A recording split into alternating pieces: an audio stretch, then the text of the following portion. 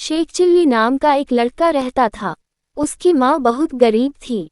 Sheikh chilli का पिता मर चुका था। उसकी माँ बेचारी किसी तरह शेख चिल्ली को पालती पोसती थी। शेख चिल्ली स्वभाव से नटखट तो था ही, साथ ही वह बेवकूफ़ भी था। उसकी बेवकूफ़ी के कारण उसकी माँ को बहुत से उलाहने सुनने पड़ते थे। अंत में एक दिन ऊबकर उसने शेख चिल्ली को घर से निकाल दिया। शेख चिल्ली घर से निकलकर पड़ोस के एक दूसरे गांव में चला गया। वहां उसने एक झोंपड़ी बनाई और रहने लगा। उसका स्वभाव बहुत ही खुशदिल था, इसलिए गांव के लोग उसके मित्र हो गए। उन्होंने उसकी बड़ी मदद दी और उसका रोटी पानी का खर्च चलने लगा। उसकी जिंदादिली गांव के मुखिया की लड़की रजिया उस पर आशिक हो गई। गांव के कुछ नौजवान भी शेख चिल्ली के हिमायती थे। उन्होंने एक दिन दबाव डालकर मुखिया की लड़की रजिया से उसकी शादी करा दी। शेख चिल्ली को शादी में दान दहेज में बहुत कुछ रुपए तथा जेवरात भी मिले। शेख चिल्ली अपनी औरत तथा शादी में मिले हुए रुपए और जेवरात लेकर अपने गांव वापस लौट आया। गांव में लौटकर शेख चिल्ली अपनी माँ से मिला तथा बोला, माँ देख, मैंने मुखिया की लड़की से शादी कर ली है। शेख चिल्ली की माँ ने देखा कि बेटा बगल के गांव वाले मुखिया की लड़की से शादी कर लाया है। उसकी माँ ने यह भी देखा कि शेख चिल्ली दहेज में बहुत सी दौलत तथा सामान इत्यादि ले आया है, तो वह मन ही मन बहुत खुश हो गई। परंतु वह जानती थी कि शेख चिल्ली एक बिल्कुल बेकार लड़का है। इसको पैसा कमाने का कोई भी हुनर मालूम नहीं। इसलिए वह कहने लगी, बेटा तू महालाना तो आदमी है, तेरे किए कुछ भी होने का नहीं। ये सुनकर शेख चिल्ली ने कहा, माँ मैंने इतना बड़ा काम किया है, क्या ये कम है? उसकी माँ ने कहा, बेटा ये बिल्ली के भाग्य से छीका टूट गया है। तू अगर अपने मन से जानबूझकर कोई काम करे और उसमें कोई तरक्की करके 4 पैसे कमा कर ला सके तो मैं जानूं, तू मुझे बुढ़ापे में सुख नहीं दे सकता। ये सुनकर शेख चिल्ली ने कहा, माँ तू ऐसा मत बोल, मैं वक्त आने पर तेरे लिए कुछ कर सकता हूँ। इसी तरह कुछ और वक्त बीत गया। उसकी औरत नहर चली गई और 1 साल बीत गया। एक दिन उसने ससुराल जाने की ठान ली। मां से पूछा, अम्मी जान मेरी ससुराल कहाँ है? मुझे उसका पता बताओ ताकि मैं वहां एक बार हो आऊं, मैं भूल गया हूँ। इस पर उसकी मां ने कहा, बेटा तुझमें अक्ल तो है ही नहीं, इसलिए अगर मैंने पता बताया तो तू भूल जाएगा। इसलिए मेरी बात का ख्याल रखे तो सीता अपने ससुराल पहुंच जाएगा। ये कहकर उसने कहा, बेटा तू सीधा अपनी नाक की सीध में चले जाना, कहीं से इधर उधर मुड़ना नहीं, बस सीधे अपनी ससुराल पहुंच जाएगा। ये सुनकर शेख चिल्ली सीधे ससुराल को चल दिया। चलते चलते उसकी माँ ने कहा, बेटा जो साग सत्तू घर में था मैंने बांध दिया है, ये पोटली लेता जा और भूख लगने पर यही साग सत्तू खा लेना। शेख चिल्ली अपने घर से चलकर सीधा अपने नाक की सीध में रवाना हुआ। वह जब अपने घर से सीधा मैदान में 2-3 कोस निकल आया तो सामने एक दरख्त पड़ा। उसने सोचा माँ ने नाक की सीध में चलने को कहा था। ये सोचकर वह पेड़ पर चढ़ गया और फिर दूसरी तरफ से उतर फिर नाक की सीध में रवाना हुआ। आगे चलने पर उसे एक नदी मिली। उसने उस नदी को बड़ी मुश्किल से पार किया और आगे चल पड़ा। इसी प्रकार चलता हुआ वह आखिरकार अपनी ससुराल आ पहुंचा। ससुराल पहुंचने पर उसकी भली भांति खातिरदारी की जाने लगी, परंतु उसने साग सत्तू छोड़कर कुछ भी खाना स्वीकार न किया, क्योंकि उसकी माँ ने ऐसा ही कहा था। रात को बचा खुचा साग सत्तू खाकर सो रहा। रात्रि को उसे भूख सताने लगी। अब वह क्या करे? आखिर भूख से ऊबकर वह बाहर निकल आया और मैदान में एक दरख्त के नीचे लेट गया। उस पेड़ पर मधुमक्खियों का एक बहुत बड़ा छत्ता था। छत्ता मधु से इतना ज्यादा भरा हुआ था कि उसमें से रात को मधु टपकता था। शेख चिल्ली जब उस वृक्ष के नीचे लेटा तो ऊपर से उसके बदन पर मधु टपकने लगा। मधु की कुछ बूंदें उसके मुंह में टिपकी तो वह उसे चाटने लगा और बड़ा खुश हुआ। कुछ बूंदें उसके बदन पर भी टपकती रही और वह परेशान होकर इधर उधर करवटें बदलता रहा।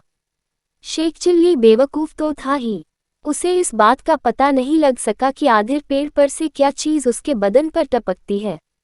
निदान लाचार होकर वह वहां से उठा और घर के भीतर घुसकर एक कोठरी में जाकर सो रहा। उस कोठरी के अंदर भुनी हुई रुई राखी हुई थी। शेख चिल्ली को नर्म नर्म रुई मिली तो उसी में आराम के साथ जाकर सो रहा। उसके बदन के चारों ओर शहद तो लिप्त हुआ था ही, अब धुनी हुए रुई उसी के साथ बदन भर में चारों ओर चिपक गई और उसका बदन और उसकी शक्ल अजीब किस्म की हो गई। सुबह हुई तो शेख चिल्ली की औरत कुछ रुई निकालने उस कोठरी में घुसी। तब तक शेख चिल्ली जाग उठा था। उसको ऐसे प में देखकर उसकी औरत चीख उठी। उसने हिम्मत बांधकर पूछा, तुम कौन हो? शेख चिल्ली ने जोर से डांट कर कहा, चुप। वह बाहर भागी और अपनी माँ से जाकर कहा, अम्मा उस रुई वाली कोठरी में चुप घुस आया है। उसकी शक्ल बहुत भयानक है। ये सुनकर उसकी माँ ने पड़ोसियों को इकट्ठा किया। कई लोग उस कोठरी में घुसे। शेख चिल्ली को देखकर सबने पूछा, तुम कौन हो? शेख चिल्ली ने फिर चिल्लाकर कहा, चुप। अब तो उसका ऐसा रूप देखकर सबकी सिट्टी पिट्टी गम हो गई। सब समझे चुप नाम की कोई भयानक बला घर में घुस आई है। उसे निकालने के लिए किसी सयाने को बुलाना चाहिए। कई एक ओझा मौलवी बुलाए गए। सबने कितने ही मंत्र जंत्र किए मगर वह चुप नाम की बला नहीं निकली। आखिर हार कर मौलवियों ने सलाह दी कि आप लोग यह मकान खाली करके किसी दूसरे में चले जाए, वरना वह बला आप लोगों का सत्यानाश कर देगी। शेख चिल्ली के ससुराल वालों ने यह मकान खाली कर दिया और दूसरे मकान में चले गए। शेख चिल्ली को अवसर मिल गया और वह रात्रि के समय उस कोठरी से निकलकर बाहर की ओर भागा। रास्ते में कुछ चोर दिखाई पड़े। आगे एक किसान के बहुत से भेड़ वगैरह बंधे थे। शेख चिल्ली चोरों के डर के मरे उन्हीं भेड़ बकरियों के बीच जा घुसकर बैठ गया। उधर वे चोर भी उसी तरफ आ पहुंचे। चोरों ने कई एक भेड़ों को चुरा लिया। उन्हीं में शेख चिल्ली ने को भी रुई से लिपटा हुआ देख कोई दुम्बा भेड़ समझकर साथ लेकर भाग चले। भागते भागते वे नदी के किनारे आ पहुंचे। इतने में सुबह होने लगी। उन्होंने सब भेड़ों को जमीन पर पटक दिया। ये देखकर शेख चिल्ली ने कहा, मुझे थोड़ा धीरे से पटकना। उसकी आवाज़ सुनकर चोरों की नानी मर गई। उन्होंने समझा कि यह कोई भेड़ के रूप में भयानक बला है जो कि इस तरह बोलती है। उन्होंने शेख चिल्ली को पानी में फेंक दिया और भाग चले। उधर पानी में शहद घुल जाने के कारण शेख चिल्ली के बदन पर चिपकी हुई रुई साफ हो गई। उसने बदन मल मल कर स्नान किया और सुबह होते ही ससुराल आया। दूसरे मकान में जाकर अपने ससुर को मिला और पूछा, आपने मकान क्यों छोड़ दिया?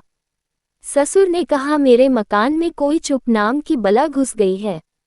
शेख चिल्ली ने झूठ मूठ जाकर कोई मंत्र पढ़ दिया और फिर कहा वह बाला चली गई। आखिर सब लोग उसी मकान में चले आए। शेख चिल्ली की बड़ी खातिरदारी हुई। वह ससुराल में ही रहने लगा। एक दिन उसने ससुर से कहा, मैं कोई कारोबार करना चाहता हूँ, मुझे एक गाड़ी बनवा दीजिए। दिन में लकड़ियाँ काटूंगा और गाड़ी में लाद कर बाजार में बेचूंगा। ससुर ने एक बैलगाड़ी बनवा दी। शेख चिल्ली ने जंगल से लकड़ियाँ लाने के लिए बैलगाड़ी जोती।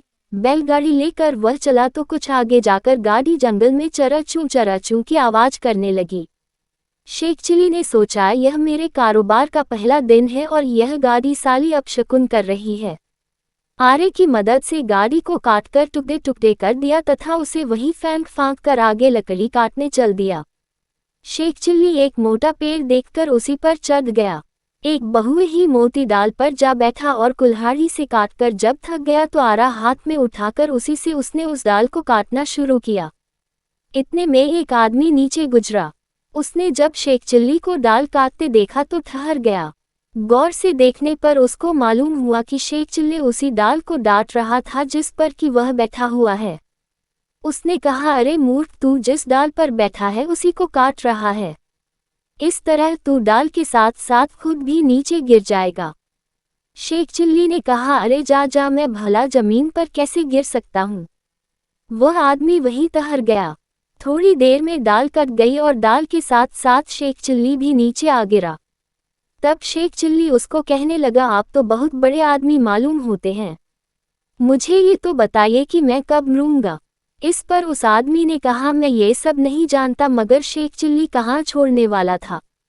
उसने उसका पीछा पकड़ लिया तो उसने छुड़ाने के लिए कहा, तू आज शाम को मर जाएगा। ये कहकर वह आदमी तो चला गया। अब शेख चिल्ली ने सोचा कि मुझे आज शाम को मर ही जाना है तो अच्छा है कि पहले से ही कब्र के अंदर लेट जाऊं ताकि मेरे मरने के बाद मेरे रिश्तेदारों को कब्र खोदनी न पड़े। ऐसा सोचकर वो उसी जंगल में एक गड्ढा खोदकर उसमें लेट रहा। उसी तरफ से एक आदमी जा रहा था। उसके पास एक मटका था। वह आवाज लगाता जा रहा था कि अगर कोई इस मटके को मेरे घर तक पहुंचा दे तो मैं उसे 2 पैसे दूंगा।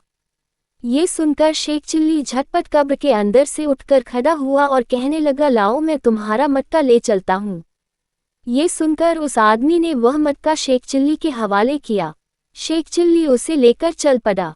रास्ते में ये सोचता जा रहा था कि मुझे उसकी मजदूरी के 2 पैसे मिलेंगे। 2 पैसे का एक अंडा खरीदूंगा, उसे अंडे से मुर्गी पैदा होगी। उस एक मुर्गी से बहुत सी मुर्गियां पैदा होंगी। उन मुर्गियों को बेचकर एक बकरी खरीद लूंगा। बकरी से बहुत सी बकरियां होंगी, उन बकरियों को बेचकर एक गाय खरीदूंगा। उस गाय से बहुत सी गायें पैदा होंगी। उन्हें बेचकर घोड़ी से बहुत सी घोड़ियां पैदा होंगी। उन सबको बेचकर बहुत से रुपए मिलेंगे। तब मैं अपना मकान बनाऊंगा। फिर एक घोड़े पर बैठकर बाजार में सैर करने निकालूंगा। फिर कारोबार करके बहुत सी दौलत पैदा करूंगा। फिर घर में ठाठ से शाम को बैठक में हुक्का गुदगुदाऊंगा। औरत बच्चों को मेरे पास खाना खाने के लिए भेजेगी। उस वक्त मैं हुक्का गुदगुदाते हुए जोरों से सिर हिलाकर कहूंगा, अभी खाना नहीं खाऊंगा। शेख चिल्ली ने ज्यों ही अपने ख्यालों में जोरों से सिर हिलाया कि वह मटका सिर पर से गिरकर फूट गया और अंदर का सारा सामान मिट्टी में गिरकर खराब हो गया। इस पर उस आदमी ने शेख चिल्ली की अच्छी खासी मरम्मत की। शेख चिल्ली का सपना टूट गया।